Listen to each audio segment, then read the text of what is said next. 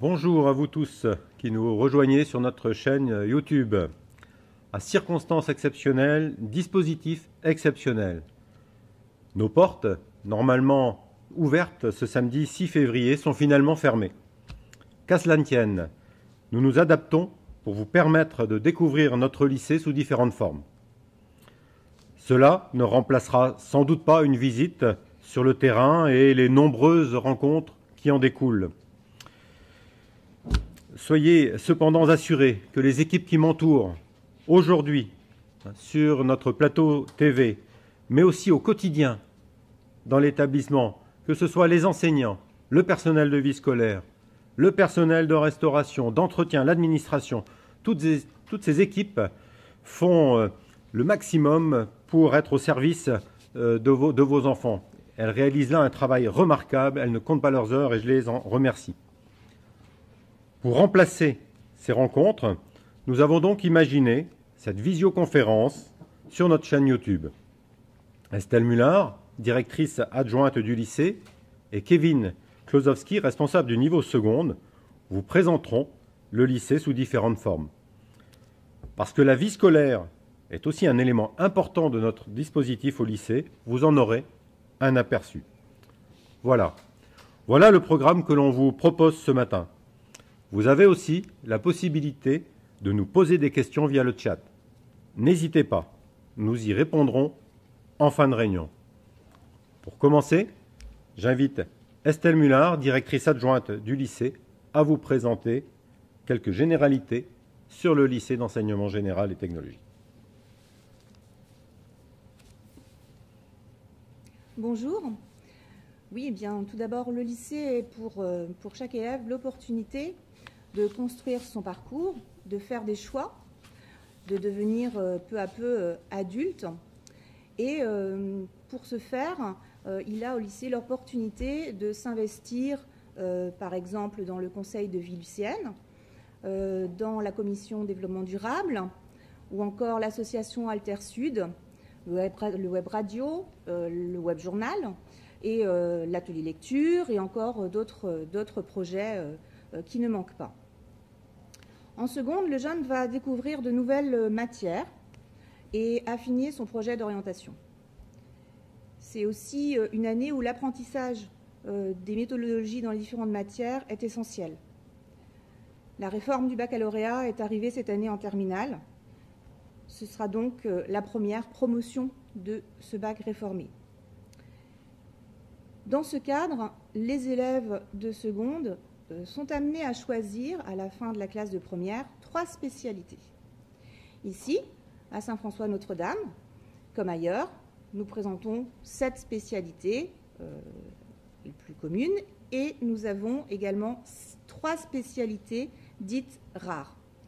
Il s'agit des arts plastiques, du cinéma audiovisuel et du numérique et sciences informatiques. Au total, ce sont près de 50 combinaisons possibles selon les choix des élèves qui peuvent être formulés.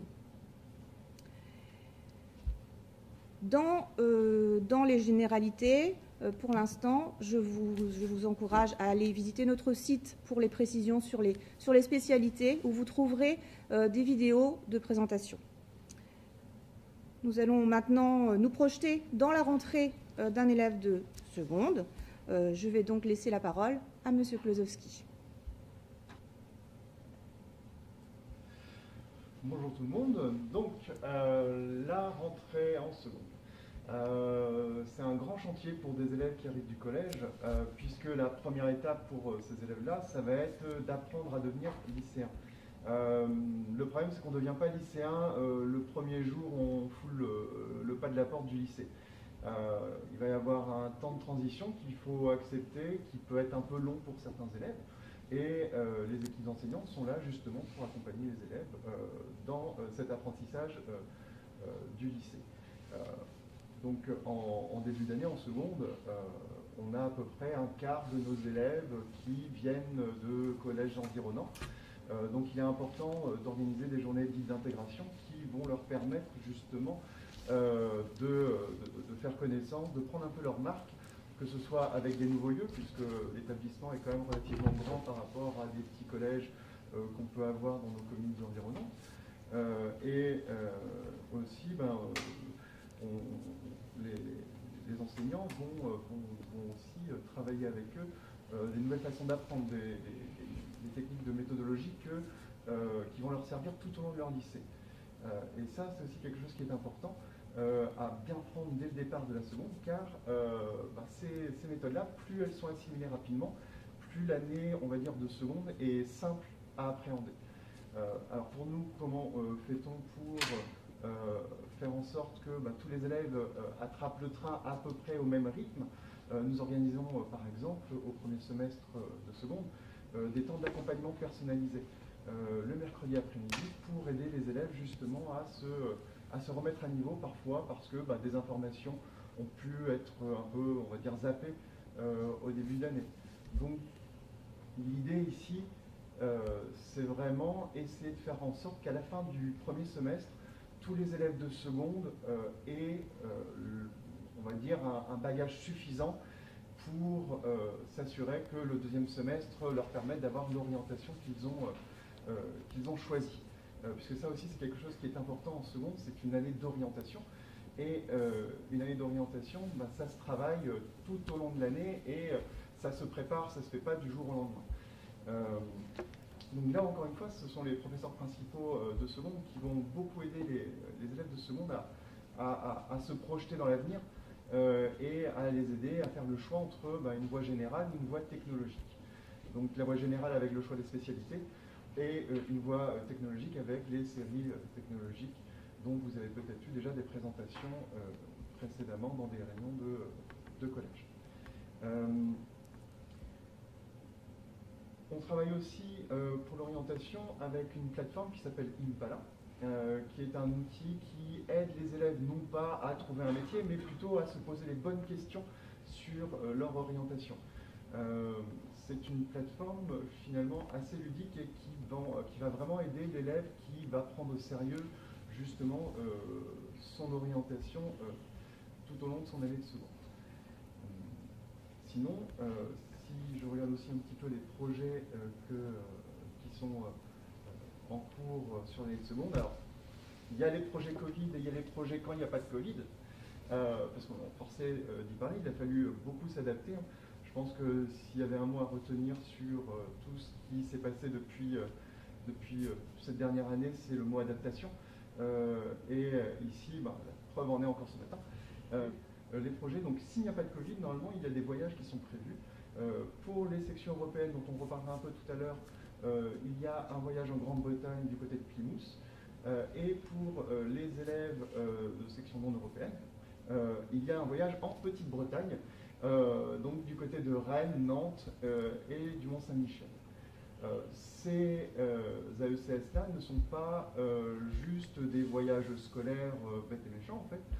On s'en sert aussi pour la préparation au grand oral du baccalauréat, puisqu'il y a une grosse mise en avant de l'oral depuis justement la réforme du bac. Et donc, cette année de seconde-là sert déjà à faire un premier pas dans cette préparation. Cette année, par exemple, on a vu que pas de voyage oblige. Nous avons demandé à des intervenants de théâtre de venir encadrer les élèves pour justement faire cette préparation-là. Et là, ce projet d'intervention théâtre va aboutir à un concours d'éloquence que l'on pourra retrouver normalement, je pense, en direct sur YouTube dans quelques mois. Je pense que j'ai à peu près fait le tour de ce que vous pouvez trouver en seconde à Saint-François.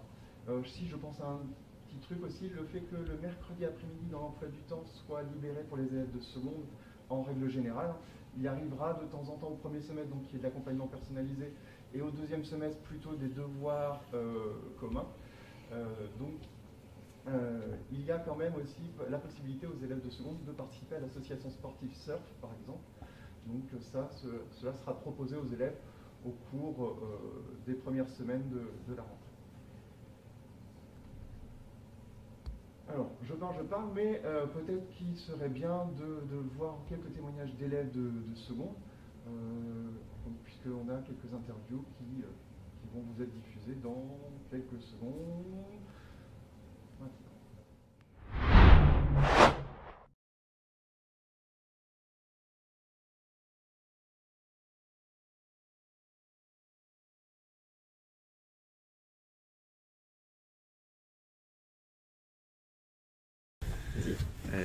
Moi, le passage de la troisième à la seconde était simple parce que y avait le confinement et donc je n'ai pas vraiment senti une grande différence au début jusqu'à que je commence à avoir plus de devoirs et de plus en plus de travail.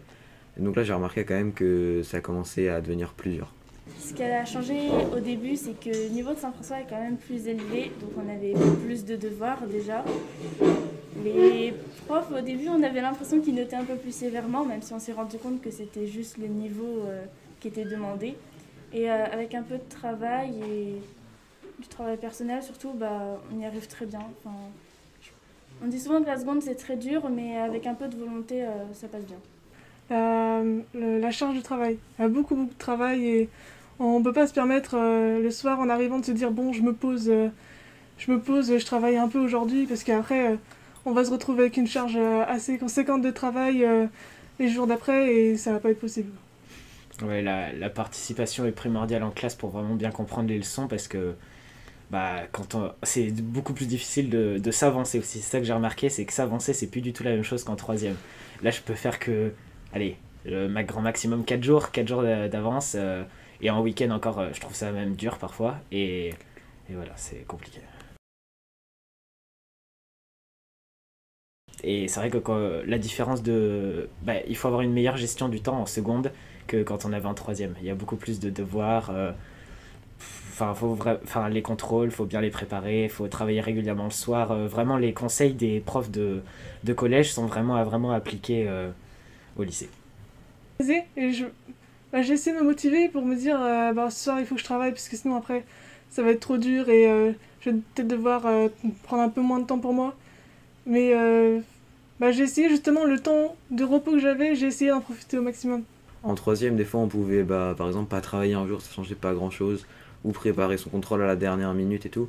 Alors que cette année, c'est différent. Quand on s'y prend pas à l'avance, ça devient beaucoup plus dur et on a beaucoup plus de travail.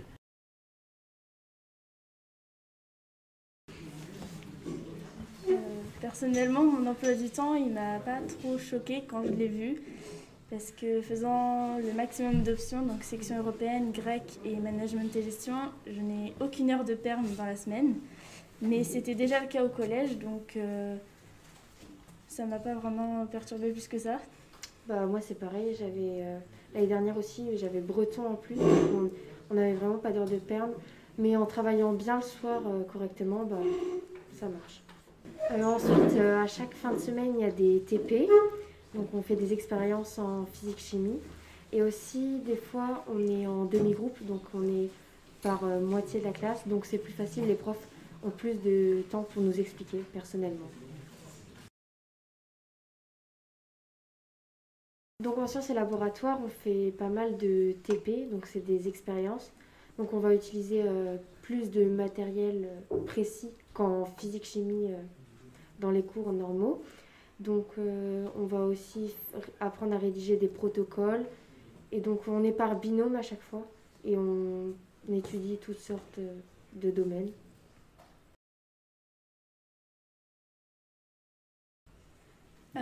En management et gestion, donc c'est 1h30 par semaine. Là, depuis le début de l'année, on a étudié le fonctionnement d'une entreprise, les différentes personnes qui y travaillent.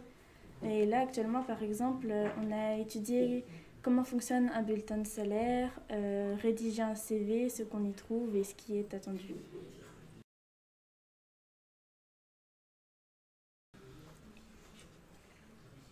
Il ne faut pas prendre le niveau à la légère.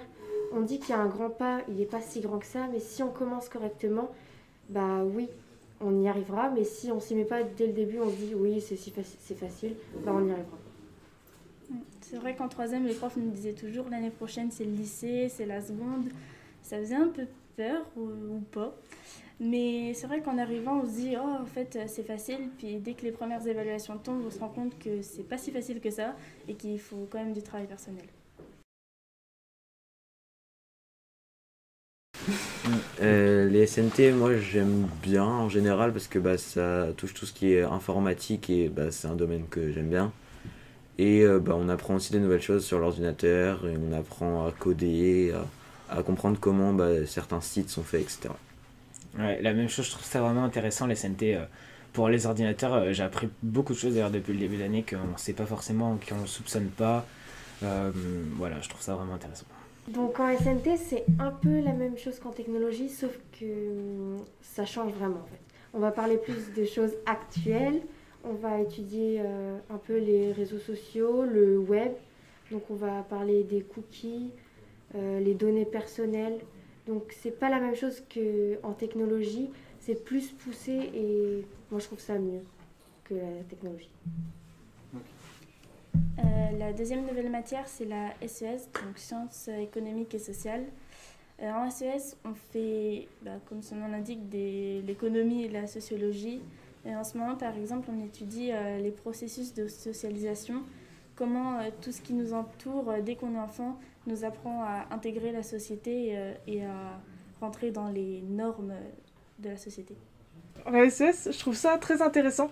Par rapport il y a des choses où on s'interroge dans la vie et là on apprend à les décrypter aussi. Du coup je trouve ça très intéressant. Et la SNT pareil parce que en fait on utilise souvent un ordinateur mais des fois on ne sait pas du tout comment ça marche ou comment faire telle ou telle chose et du coup je suis contente d'avoir découvert ces deux matières. Donc on a deux nouvelles matières donc, qui sont la SES et l'SNT. Donc la SES...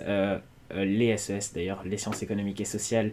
Moi je trouve ça intéressant parce qu'on apprend des choses concrètes en classe qui servent au cours de discussions, même avec les parents, et vraiment des choses que je retrouve par exemple moi dans le travail de mes parents.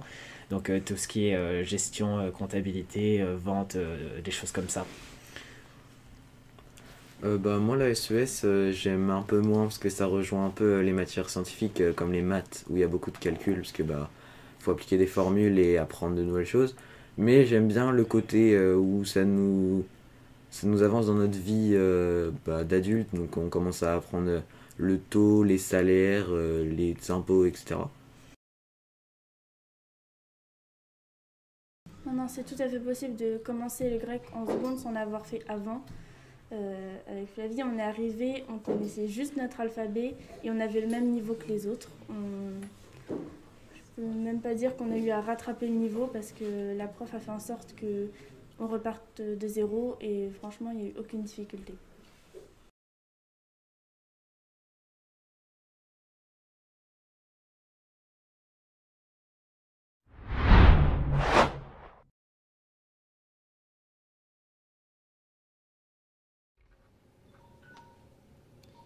Bien, merci à nos élèves d'avoir présenté ces options.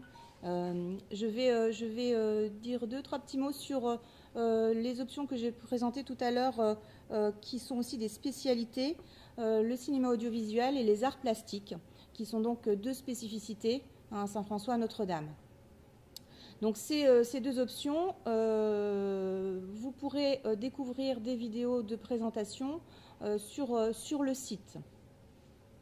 Voilà, donc je vous invite à aller regarder ce que font les élèves, les lieux aussi qui sont très particuliers, puisque ici, l'espace art plastique et l'espace cinéma audiovisuel se trouvent sous les toits et donc l'élévation intellectuelle, on va dire, n'y est pas pour rien. Maintenant, je vais vous parler aussi des différentes filières que vous pouvez trouver en section en seconde, pardon. Donc vous avez la filière breton bilingue d'abord pour commencer. Donc la filière breton bilingue, elle va être réservée à des élèves qui auront suivi déjà cette filière au collège.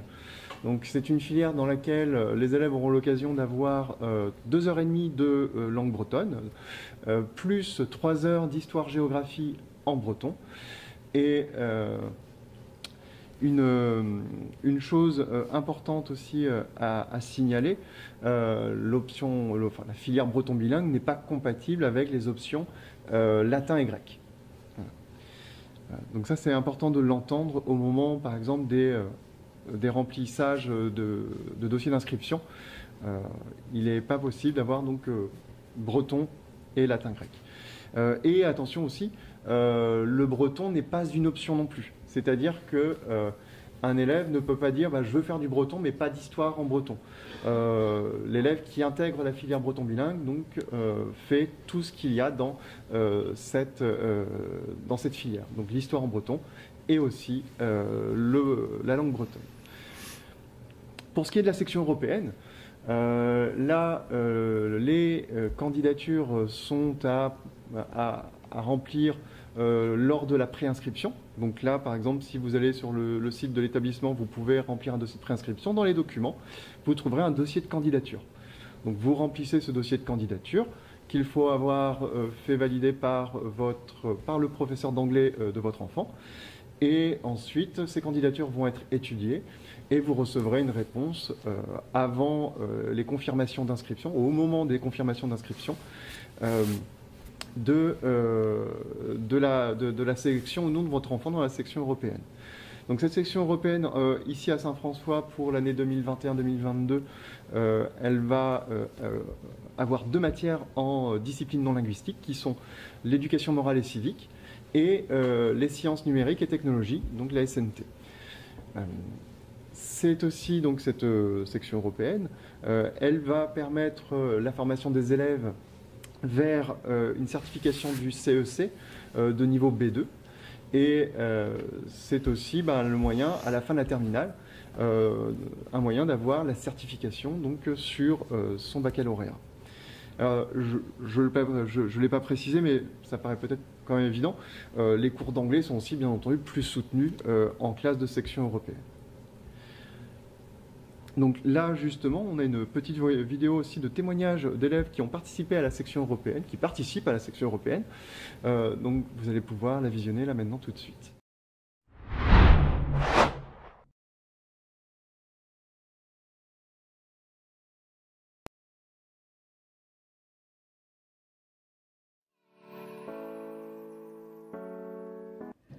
Bonjour, je m'appelle Arwen, je suis en seconde. Et j'ai choisi la seconde européenne parce que je pense que ça va m'apporter beaucoup de choses. Que ce soit au niveau... déjà, j'ai remarqué que je me suis beaucoup améliorée en anglais, que ce soit à l'oral ou à l'écrit. Et je pense que pour plus tard aussi, ça peut être très intéressant d'avoir un bon niveau d'anglais, parce qu'il y a beaucoup d'universités qui peuvent demander un bon niveau d'anglais, même pour voyager et tout. Je pense que ça pourrait être très utile pour plus tard. Moi je m'appelle Marie et je suis en seconde. J'ai choisi la section européenne parce que j'estime que l'anglais c'est une langue universelle qu'on devrait tous connaître bien parce qu'elle est très utile. Et en plus c'est cool parce qu'on fait plein de trucs cool, genre on lit des livres et tout et on les étudie. Alors, moi, je m'appelle Mathéo Gabillard, je me présente. J'ai choisi la section euro en seconde dans le but d'améliorer mon anglais, que ce soit à l'écrit ou à l'oral. Cette année, ça m'a beaucoup appris par rapport à plusieurs choses, comme je fais par exemple l'histoire, donc c'est voilà, la matière histoire est en anglais, et ça m'a appris plusieurs choses d'ailleurs sur l'histoire britannique, et ainsi que d'enrichir mon vocabulaire et mon expression orale avec les professeurs et tout ça. Bonjour, je m'appelle Marie, je suis en terminale et je suis en section euro depuis la 4e. Alors la section euro m'a permis de découvrir beaucoup de choses, d'améliorer ma culture générale je pense, et également ma maîtrise de la langue. C'est vrai qu'on a l'expérience de partir en voyage à Plymouth en seconde par exemple, et donc de pouvoir être au contact de gens qui parlent une autre langue, et ça nous apporte beaucoup je pense. On voit aussi, on travaille beaucoup plus dans le détail, beaucoup de thèmes, et c'est vrai que c'est quelque chose de très intéressant je pense pour la scolarité d'un élève, et je pense que ça apporte beaucoup à chacun au plus profond de soi. Moi je m'appelle Vincent, je suis en section euro maintenant depuis la 4e. À partir de la seconde, c'est devenu vraiment très intéressant parce que ça m'a permis déjà d'approfondir mon anglais, et en plus de ça d'aborder des thèmes qu'on voyait dans d'autres matières, par exemple en histoire géo, en anglais avec un différent point de vue. Par exemple attribuer la Seconde Guerre mondiale, mais plus du point de vue des Américains ou des Anglais. Et en plus, c'est maintenant qu'on s'inscrit sur Parcoursup, où je me rends compte que c'est quand même quelque chose qui fait vraiment bien aussi sur un dossier et que ça permet vraiment de se distinguer des autres. Voilà. Bonjour, je m'appelle Bleuhen et je suis en classe de terminale.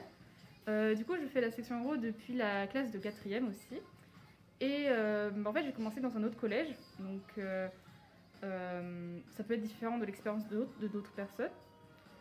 Et en fait, ce qui est bien avec les sections euro, c'est quelque chose qui se passe sur plusieurs années. Donc on a vraiment le temps de bien apprendre l'anglais, de bien approfondir les choses. Et cela permet du coup d'améliorer son vocabulaire, d'améliorer son anglais du coup, et de découvrir une culture. Et également, du coup, pour l'histoire géo, on apprend plus. On n'est pas centré que sur la France, on apprend plus de choses sur l'Europe, sur le monde en entier. Et du coup, c'est très intéressant. En plus, arrivé à la classe de première et terminale, on nous prépare à l'examen du CEC. Du coup, c'est très intéressant aussi pour Parcoursup et tout ça. Voilà.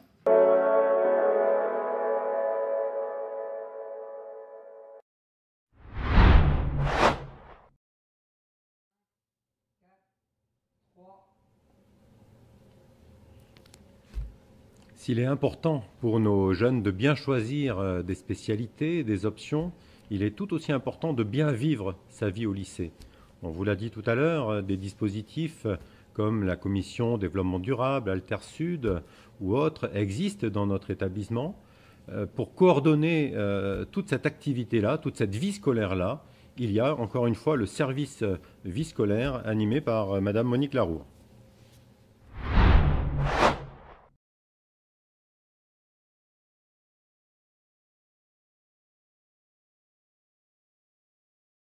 Bonjour, ici vous êtes dans les bureaux de la vie scolaire.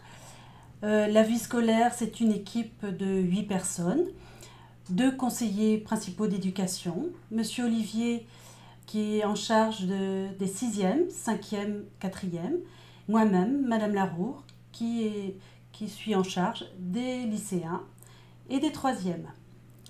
Il y a 5 assistants d'éducation et une animatrice.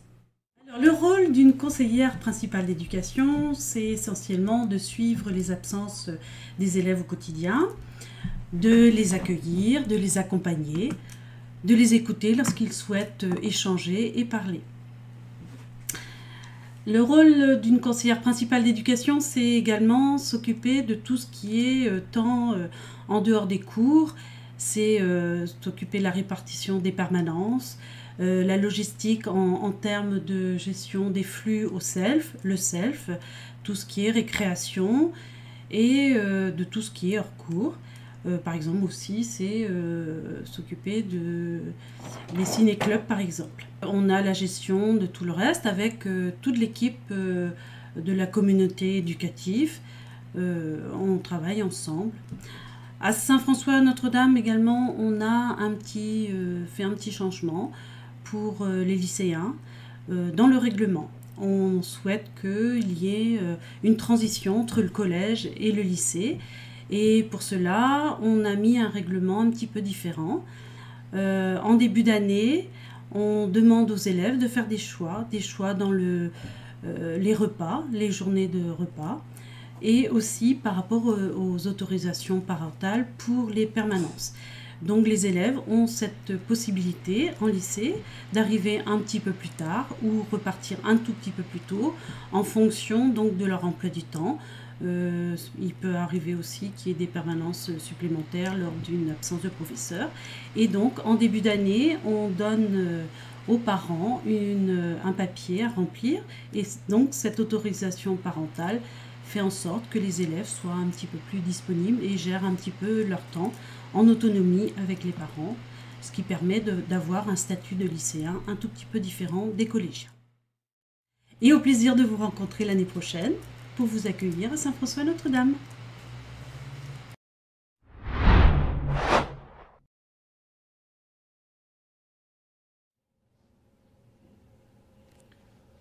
Après cette présentation de ce qui se vit au lycée, des options, des spécialités, est venu donc le temps maintenant qui vous est réservé pour vos questions et pour nos réponses.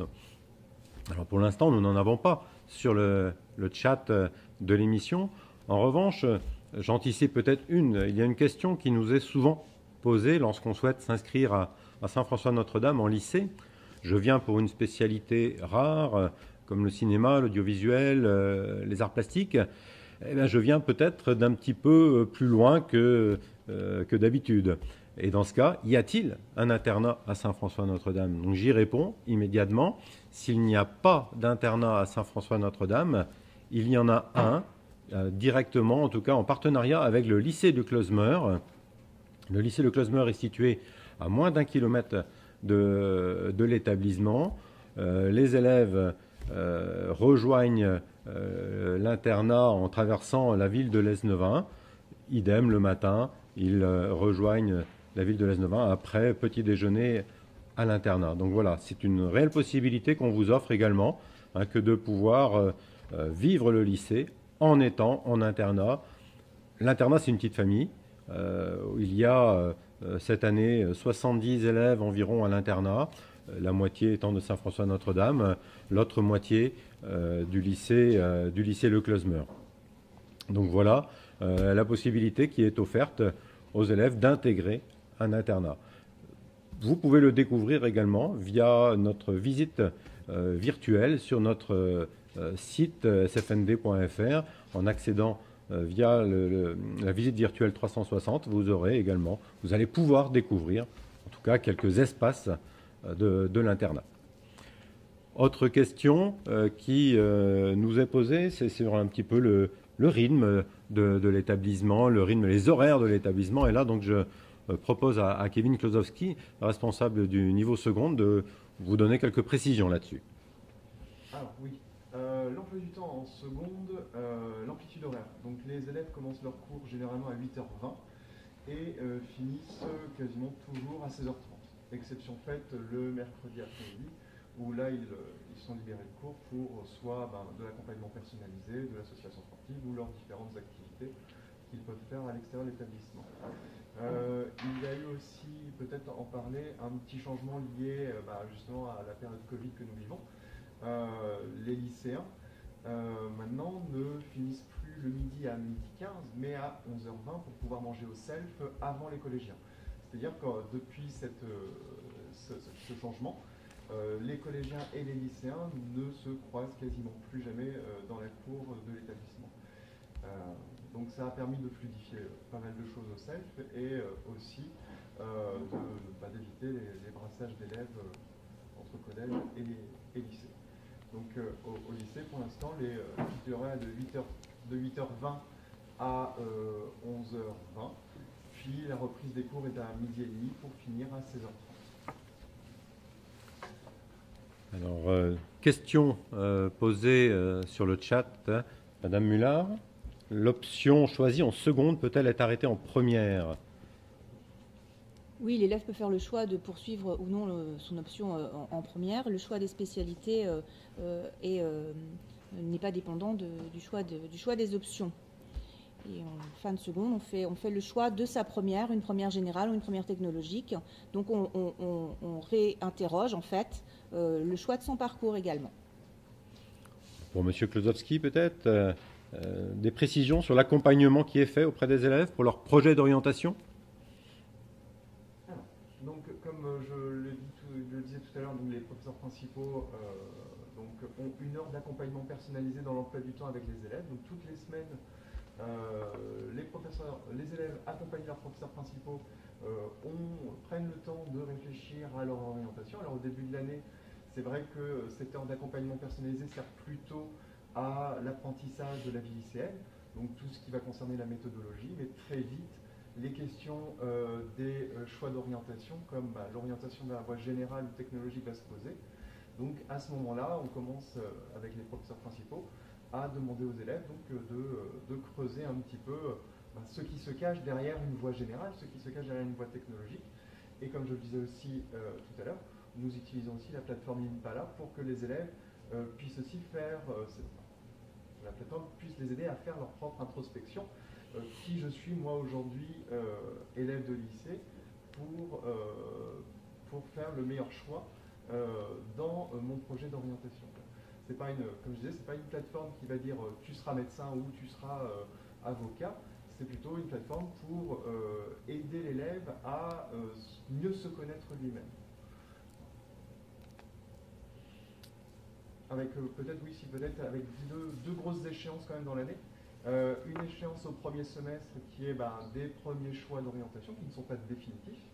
Et au deuxième semestre, là, l'élève doit mûrir son choix et donc prendre la décision de ce qu'il fera pour son année de première. Une autre question qui nous est posée, l'accompagnement personnalisé se fait-il en individuel? Non, il ne faut pas confondre accompagnement effectivement personnalisé et accompagnement d'une personne. L'accompagnement personnalisé, il se fait sur l'ensemble de la classe, même s'il y a des groupes de travail dans certains domaines. Alors, juste, je précise quand même quelque chose. Les professeurs principaux, par contre, prennent le temps généralement quand même avec les élèves en tête-à-tête pour faire le point. Mais c'est vrai qu'il n'y a pas une heure consacrée à un élève, c'est impossible dans une classe qui compte généralement entre 30 et 35 élèves. Voilà, je ne vois pas d'autres questions en ce moment, donc il me reste pour conclure à vous remercier déjà d'avoir participé à cette visioconférence. J'espère que cette présentation vous aura donné envie d'en savoir plus, de revenir vers nous. Dans ce cas, n'hésitez pas, les conditions sanitaires étant ce qu'elles sont, je ne sais pas non plus comment elles vont évoluer. En tout cas, nous vous proposons, si vous le souhaitez, des rendez-vous individuels pour cela. Vous nous appelez à Saint-François-Notre-Dame. Laissez-nous vos coordonnées à l'accueil. On vous rappellera par téléphone, on fixera un rendez-vous téléphonique ou un rendez-vous en visioconférence. Je vous invite également, si vous le souhaitez, à découvrir encore un peu plus notre établissement en accédant à notre site internet sfnd.fr, à y découvrir les visites virtuelles et, à partir de ce site, vous avez également la possibilité, dès à présent, de vous pré-inscrire dans l'établissement. Sur ce site, les préinscriptions sont guidées. Vous verrez ce qu'il vous faudra nous communiquer et en tout cas, on vous rappellera. Merci à vous pour ce temps passé en votre compagnie ce matin. Prenez soin de vous. Je tenais à remercier déjà les professeurs principaux d'avoir un petit peu modéré le chat. Je remercie aussi Alexandre qui se reconnaîtra sans doute pour tout le travail qu'il a effectué pour la préparation hier de ce live. Merci aussi à Georges grâce à qui la chaîne YouTube commence à briller de mille feux. Et aussi merci à tous les enseignants qui ont participé de loin ou de près à l'élaboration de tous ces petits sujets vidéo qui ont pu être passés ce matin. Je vous souhaite de passer une bonne journée, un bon week-end et je vous dis sans doute à très bientôt. Au revoir.